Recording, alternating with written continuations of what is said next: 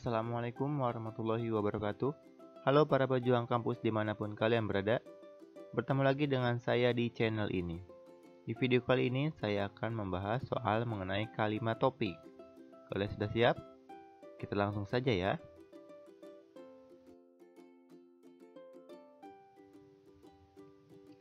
Oke, seperti yang sudah tampak di layar, saya menyiapkan satu buah paragraf yang terdiri dari beberapa kalimat. Kemudian ini adalah soal dan pilihan gandanya. Kalimat topik pada paragraf tersebut adalah, nah sebelum kita kupas atau sebelum kita mencari jawaban yang benar, saya jelaskan sedikit dahulu mengenai kalimat topik ya.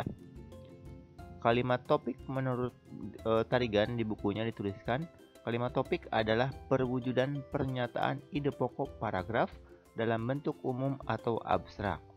Nah, mungkin sebagian dari kalian agak kebingungan, agak susah memahami pengertian mengenai kalimat topik yang diutarakan oleh Tarigan ini. Tapi intinya seperti ini. Ini tips dari saya ya, saran dari saya, kalian jangan terlalu terjebak dengan teori. Jangan terlalu teoretis mengenai penyelesaian soal-soal di TPS ini ya. Yang harus kalian paham seperti ini. Mungkin kalian sering mendengar ada topik, ada kalimat topik. Nah, kalau topik itu lebih mirip ke tema sebetulnya, tentang ide pokok, tentang gagasan pokok. Nah, kalau kalimat topik ini lebih mirip ke kalimat utama sebetulnya. Bisa kalimat utama, bisa gagasan utama. Kalau misalnya ada yang bertanya, loh kok bisa kalimat utama, bisa gagasan utama? Mengapa? Nah, yang perlu kalian pahami, bahasa Indonesia atau TPS pemahaman teks seperti ini beda dengan matematika ya, beda dengan matematis gitu.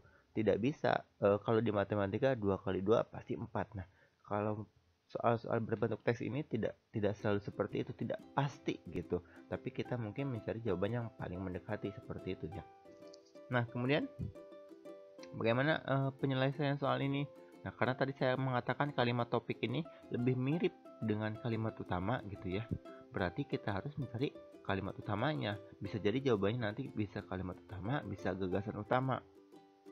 Kalau misalnya saya belum paham, kalian belum paham mengenai kalimat utama, kalian bisa cek di video saya sebelumnya. Kalau tidak salah saya pernah membahas soal mengenai kalimat utama ya. Kalau misalnya masih belum paham juga, nanti mungkin saya buatkan video mengenai kalimat utama di video yang akan datang. Oke, untuk sementara seperti itu dulu ya penjelasan mengenai kalimat topik. Oke. Nah, saya bacakan dulu, atau misalnya kalian mau stop dulu layarnya, nanti kalian baca dulu teksnya, silakan. Saya bacakan.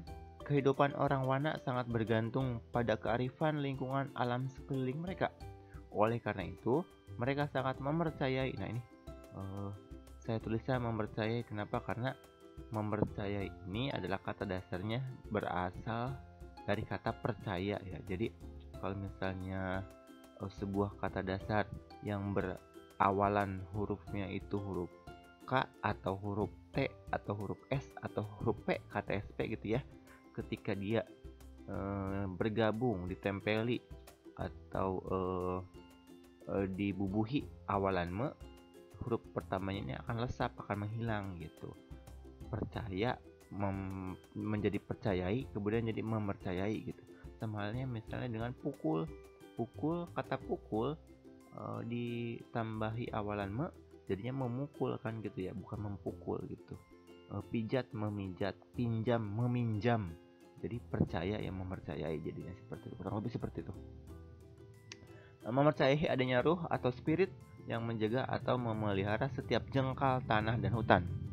Setiap kerusakan lingkungan ataupun perubahan siklus alam yang tidak berjalan sebagaimana biasanya dipercaya sebagai tanda murkanya sang penjaga.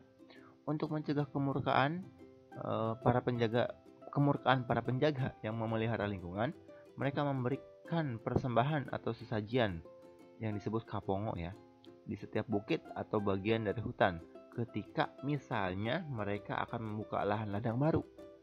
Perlengkapan kapongo terdiri atas sirih, pinang, kapur, dan tembakau yang diletakkan pada sebuah rumah yang tingginya sekitar 40-50 cm dari permukaan tanah. Kalimat topik paragraf tersebut adalah, gini, letak kalimat utama itu kan bisa jenis paragraf berdasarkan letak kalimat utama kan itu ada 3 ya. Ada yang bilang 3, ada yang bilang 4 sebetulnya. Ada yang pertama deduktif, yaitu paragraf yang kalimat utama yang terletak di awal di kalimat pertama. Paragraf induktif, yaitu paragraf yang letak kalimat utamanya ada di akhir. Dan ada paragraf campuran gitu, yang letak kalimat utamanya ada di awal, kemudian diulangi, ditegaskan lagi di kalimat terakhir paragraf yang berkaitan gitu. Kemudian ada juga yang menyebutnya 4, yang 4-nya itu katanya tersebar, biasanya bentuk paragrafnya paragraf deskripsi dan narasi. Itu ada beberapa perbedaan pendapat, tapi intinya gini, kalimat utama itu seringnya, ya saya tegaskan lagi, saya ulangi lagi, seringnya ada di kalimat pertama. Kalau kita baca kalimat pertamanya, kehidupan orang Wana sangat bergantung pada kearifan lingkungan alam sekeliling mereka. Nah, kita cari di pilihan ganda, ada nggak ya kira-kira kalimat utama atau gagasan utama yang merupakan kalimat pertama ini gitu ya. Kita coba baca pilihan ganda ya. Kalau kalian sudah baca semuanya, ternyata ada ya, yaitu di pilihan ganda E, kehidupan orang Mana sangat tergantung pada kearifan lingkungan alam sekeliling mereka. Jadi ini sudah hampir bisa dipastikan jawabannya adalah iya, E. Oke, gitu dulu. Mudah-mudahan kalian paham, mudah-mudahan bermanfaat, mudah-mudahan kalian semua yang nonton video ini bisa masuk atau diterima di kampus yang kalian harapkan. Terima kasih. Wassalamualaikum warahmatullahi wabarakatuh.